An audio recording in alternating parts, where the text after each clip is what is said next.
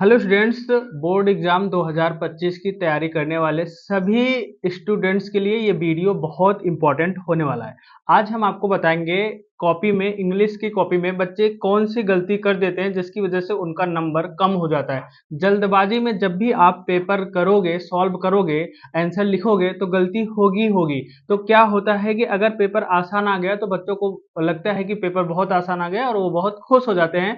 उसी चक्कर में पेपर में गलती हो जाती है। तो क्या गलती होती है, हम एक एक पॉइंट आपको दिखाएंगे और साथ ही साथ हम आपको ये भी बताएंगे किस तरह से आपके नंबर 90 प्लस आपको मिलते हैं। बहुत सारे अच्छे बच्चे होते हैं जो डिजर्व करते हैं कि उनके 90 प्लस आए, लेकिन बोर्ड एग्जाम में उतना अच्छा वो नहीं कर पाते, क्योंकि बोर्ड एग्जाम में आपका ये जो 2 घंटे 3 घंटे का पेपर है, इसमें अगर आप अच्छा कर पाओगे तभी तो नंबर आएगा। आप पूरे साल अच्छा कर रहे हो, लेकिन जब पेपर के टाइम आप अच्छा कर ही नहीं पाओगे, कॉपी में लिखोगे ही नहीं, तो नंबर कहाँ से मिलेगा। तो ये गलतियां हो जाती है। तो आइए हम आपको दिखा रहे हैं। एक बच्चे की कॉपी है जिसके 90 प्लस मार्क्स है, लेकिन छोटी छोटी गलतियां हो जाती है। जैसे बच्चे ने यहाँ पर ये इसका आंसर नहीं लिखा था, बाद में लिखा गया है, 0 मार्क्स दिया गया है, लेकिन ये छोड़ दिया था। तो ये गलती आप मत करोगे, क्वेश्चन लिख के उसका आंसर आप ना लिखो, छोड़ दो। ऐसी गलती करोगे तो आपका जो कॉपी में टीचर होता है ना, उसको लगता है कि आप जो है गलत कर रहे हो। ऐसा नहीं करना चाहिए, निगेटिव फर्क पड़ता है।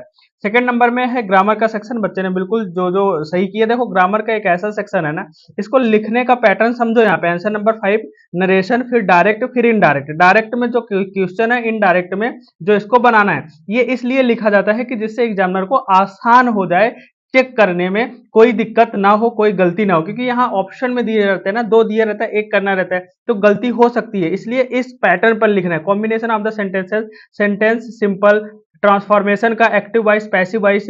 तो एक्टिव वॉइस में लिखा जो क्वेश्चन है, पैसिव वॉइस में जो बनाया उसको लिखा। तो ये एक सिस्टम होता है, पैटर्न होता है। यहाँ पे ट्रांसलेशन का किया बच्चे ने। फिर आर्टिकल लिखने का एक जो सिस्टम होता है, वो ये है आर्टिकल लिखने का सिस्टम। बच्चे क्या करते हैं, आर्टिकल हेडिंग डाला, किस पे लिखना है उसको लिखा, फिर यहां से लिखना स्टार्ट। ऐसे नहीं लिखा जाता है। पहले आपको एक कोटेशन देना होगा कि आप किस किस पे लिखोगे। देखो, आर्टिकल में हेडिंग नहीं पड़ती है, लेकिन आपको स्टार्टिंग पॉइंट में बताना पड़ेगा कि हमने जो लिखा है आर्टिकल में क्या क्या मेंशन किया हुआ। तो जैसे यहाँ पे बच्चे ने द वर्ड्स आइस करके बता दिया कि ये चीजें हमने लिखी हुई है, तो वो बिल्कुल यहाँ पे 10 मार्क्स में 10 मार्क्स पूरा मिल गया, क्योंकि एग्जामिनर ये नहीं पड़ेगा, ये आपका हेडिंग देख के ही नंबर दे देगा।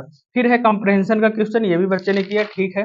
फिर उसके बाद शॉर्ट आंसर, फ्लेमिंगो, फिर आपका शॉर्ट आंसर है, ये भी बच्चे ने बिल्कुल सही किया। अब देखो गलती क्या करते हैं, अब हम आपको बता रहे हैं ये गलती मत करना। देखो, कंप्रहेंशन का क्वेश्चन, बच्चे को ऐसा नहीं था कंप्रहेंशन पैसेज पढ़ के आंसर लिख सकता था, नंबर भी मिलता, 2-2 नंबर का था, एक एक नंबर मिलता, कुछ भी लिखता तो नंबर मिलता, और हमें पूरा विश्वास है कि सही ही लिखता। कंप्रहेंशन में किसी का गलत नहीं होता है। लेकिन गलती क्या की है, देखो बच्चे ने क्वेश्चन लिखा, आंसर डाल के छोड़ दिया, क्वेश्चन लिखा, आंसर डाल के छोड़ दिया, क्वेश्चन लिखा, आंसर डाल के छोड़ दिया। पता है क्यों? बच्चे को आ भी रहा था, लेकिन वो सोच रहा था कि ये कंपैरिजन का तो सभी कर लेते हैं, और वो जल्दबाजी में इसको छोड़ दिया कि लास्ट में करेंगे, अच्छे से हम पढ़ेंगे कंपैरिजन, फिर करेंगे। और पेपर आसान होने की वजह से वो इतनी खुशी में ये चीजें करना भूल गया। अब ये चीजें अगर वो करना भूल गया तो उसके कम से कम 6 से 7 नंबर आराम से बिल्कुल कम हो गए, और उसको पता भी नहीं चला। और वो घर पे जाके क्या ही सोचेगा कि हमने पूरा का पूरा नंबर किया है, लेकिन फिर भी नंबर हमें नहीं मिल पाया। तो ऐसी गलती बच्चों से होती रहती है, तो ये चीजें आप ध्यान रखें, ऐसी गलती मत करें। सेंट्रल आइडिया लिखने का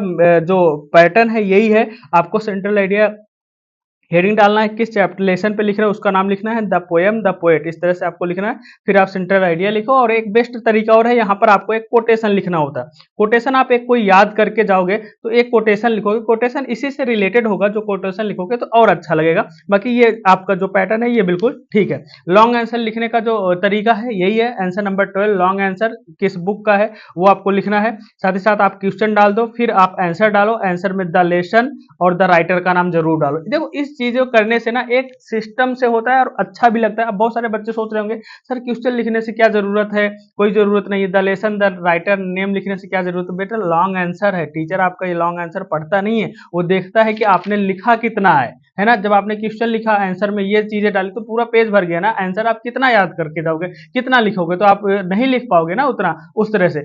ऐसे लिखने से एक दिखता है कि हाँ ये लॉन्ग आंसर है और हैवी लिखा गया है, ज्यादा से ज्यादा लिखा गया है, बच्चे ने कोशिश की है लिखने की। तो इसी तरह से ये सारी चीजें हम लोग बताते हैं। तो लिखने का सही तरीका यही है। अगर वीडियो अच्छा लगा है तो शेयर करिए, और अगर आपको जानना है बोर्ड एग्जाम में किस तरह से नंबर आते हैं, तो आप मेरे चैनल को सब्सक्राइब कर लीजिए, फॉलो कर लीजिए। बोर्ड एग्जाम से रिलेटेड हर एक जानकारी यहाँ पर आपको मिलती रहेगी। Thank you.